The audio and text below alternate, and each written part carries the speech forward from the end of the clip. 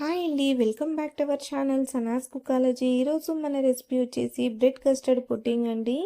బ్రెడ్తో custard powder use చేసి ఎంతో టేస్టీగా సింపుల్గా ఈ డిజర్ట్ని మీరు ప్రిపేర్ చేసుకోవచ్చు. రెగ్యులర్గా ఒకే టైప్ ఆఫ్ స్వీట్స్ తిని బోర్ కొట్టేసి ఉంటే ఇన్స్టెంట్గా డిఫరెంట్గా ఎంతో టేస్టీగా ఉండే ఈ బ్రెడ్ కస్టర్డ్ పుడ్డింగ్ని ఒకసారి ట్రై చేసి చూడండి. తినడానికి ఇది చాలా చాలా టేస్టీగా ఉంటుందండి. అలాగే చాలా సింపుల్ అండ్ ఈజీ రెసిపీ కూడా. పదండి ఇప్పుడు దీన్ని ఎలా ప్రిపేర్ చేయాలో చూసేద్దాం. దీనికోసం నేను ఒక 6 బ్రెడ్ స్లైసెస్ని తీసుకుంటున్నాను. మీరు ఎక్కువ క్వాంటిటీలో కావాలంటే ఎక్కువ బ్రెడ్ స్లైసెస్తో కూడా దీన్ని ప్రిపేర్ చేసుకోవచ్చు. ఇప్పుడు మనం సైడ్కి ఉండే బ్రౌన్ పోర్షన్ని ఈ విధంగా కట్ చేసి తీసేసుకోవాలి.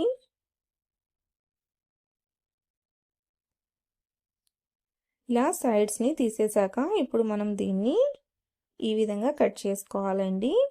ఒక బ్రెడ్ స్లైస్ని 4 పీసెస్ లాగా ఈ విధంగా కట్ చేసుకోవాలి.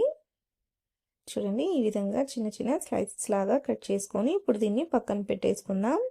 ఇప్పుడు 1/2 కప్పు మిల్క్ని తీసుకోవాలి.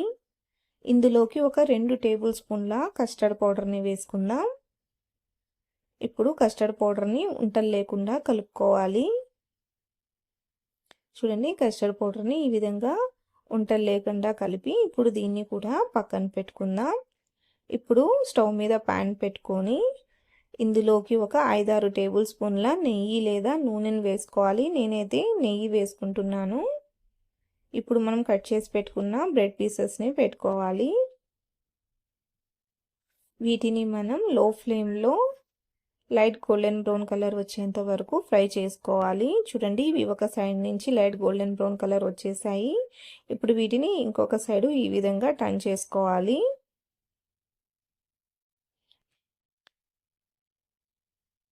నాకు కొంచెం నెయ్యి తక్కువ అనిపిస్తుందండి, కాబట్టి నేను ఇంకొక 2 టేబుల్ స్పూన్ల నెయ్యిని యాడ్ చేస్తున్నాను.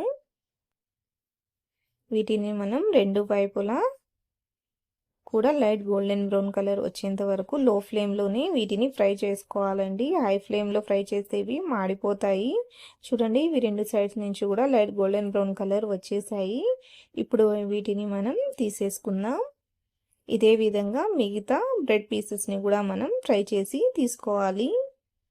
ఇప్పుడు స్టవ్ మీద ఇంకొక ప్యాన్ పెట్టుకొని ఇందులోకి ఒక 2 కప్పుల చిక్కటి పాలను పోసుకోవాలి. పాలను పోసుకున్నాక పాలని మనం బాగా మరగనివ్వాలండి. చూడండి, మన పాలనేటివి బాగా మరుగుతున్నాయి. చూడండి, పాలు ఈ విధంగా మరిగాక ఇప్పుడు ఇందులోకి మనం ఒక 1/2 కప్పు పంచదారను వేసుకోవాలి. పంచదారను వేసుకొని దీన్ని బాగా కలుపుకుంటూ ఇంకొక 5 నిమిషాలు బాయిల్ చేసుకోవాలి.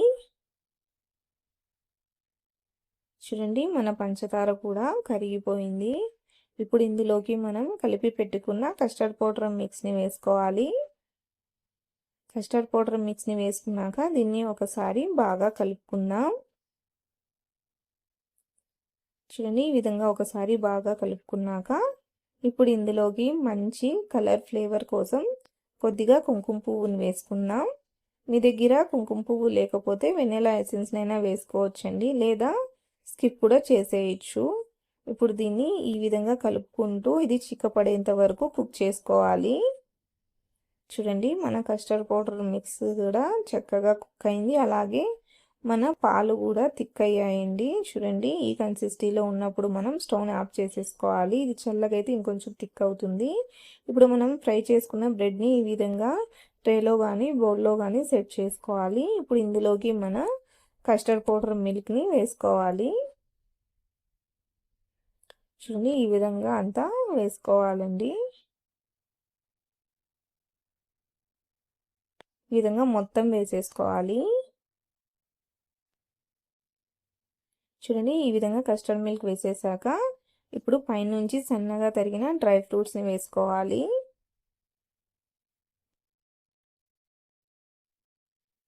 చూడండి, ఈ విధంగా డ్రై ఫ్రూట్స్ని వేసేసినాక ఇప్పుడు దీన్ని మనం ఒక 30 నిమిషాల పాటు ఫ్రిడ్జ్లో పెట్టి తీసుకోవాలి. 30 నిమిషాల తర్వాత చూడండి ఎంతో టేస్టీగా ఉండే మన బ్రెడ్ కస్టర్డ్ పుడ్డింగ్ అనేది రెడీ అయిపోయింది. చూడండి చూడడానికి ఎంత కలర్ఫుల్గా ఎంత ఎమ్మీగా ఉందో, తినడానికి కూడా ఇది చాలా చాలా టేస్టీగా ఉంటుందండి. చాలా సింపుల్గా ఈజీగా క్విక్గా మీరు దీన్ని ప్రిపేర్ చేసుకోవచ్చు. ఇంటికి గెట్స్ వచ్చినా లేదంటే పిల్లలు ఏదైనా స్వీట్ తినాలి అని అడిగినప్పుడు ఈ విధంగా బ్రెడ్తో కస్టర్డ్ పౌడర్తో ఈ విధంగా ఎంతో టేస్టీగా ఉండే బ్రెడ్ కస్టర్డ్ పుడ్డింగ్ని ట్రై చేసి చూడండి. మీకు ఈ రెసిపీ ఎలా అనిపించిందో నాకు తప్పకుండా కామెంట్లో తెలియచేయండి. ఈ వీడియో నచ్చినట్లయితే లైక్ చేయండి, షేర్ చేయండి, అలాగే నా ఛానల్ని సబ్స్క్రైబ్ చేసుకోండి. Thanks for watching.